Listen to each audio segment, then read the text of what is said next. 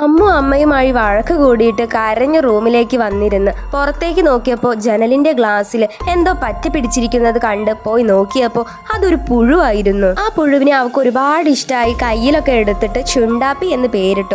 അവൾ അതിന് കുടിക്കാൻ വെള്ളമൊക്കെ കൊടുത്തപ്പോൾ അത് തട്ടിയിട്ട് അവളുടെ കയ്യിൽ കയറിയിട്ട് കൈ കടിച്ചു. എന്നാലും സാരമില്ലെന്ന് വെച്ച് അവൾ ചുണ്ടാപ്പിയെ വളർത്തി. അവളെക്കാളും വേഗത്തിൽ ചുണ്ടാപ്പി വളരാൻ തുടങ്ങി. അവളെ തിരിച്ച് ഒരുപാട് സഹായിക്കുമായിരുന്നു ചുണ്ടാപ്പി. അവൾ എന്തെങ്കിലും കഴിക്കുമ്പോൾ ചുണ്ടാപ്പി അവളുടെ ചോരയായിരുന്നു കുടിച്ചിരുന്നത്. അങ്ങനെ ചുണ്ടാപ്പിയുടെ കൂടെ അവളും വലുതായി. അവളും ചുണ്ടാപ്പിയും കൂടെ കളിക്കും, ഡാൻസ് കളിക്കും, കുളിക്കും, ഊഞ്ഞാലാടൊക്കെ ചെയ്യുമായിരുന്നു. ഒരു ദിവസം രാത്രി ചുണ്ടാപ്പി അവളുടെ അനുവാദം ചോദിക്കാതെ അവളെ കടിച്ചു. പിറ്റേ ദിവസം അവൾ ചുണ്ടാപ്പിക്ക് വേണ്ടി കുക്കീസ് ഒക്കെ ഉണ്ടാക്കി കൊടുത്തപ്പോൾ ചുണ്ടാപ്പി അത് തട്ടിയിട്ട് വീട്ടിൽ നിന്ന് ഇറങ്ങിപ്പോയി. രാത്രി ആയപ്പോൾ കയറി വന്നു. ഒപ്പം ചുണ്ടാപ്പിയുടെ ബാക്കിക്കാരും ഉണ്ടായിരുന്നു. എല്ലാരും കൂടി ആ വീട് ഫുള്ള് നശിപ്പിച്ചു.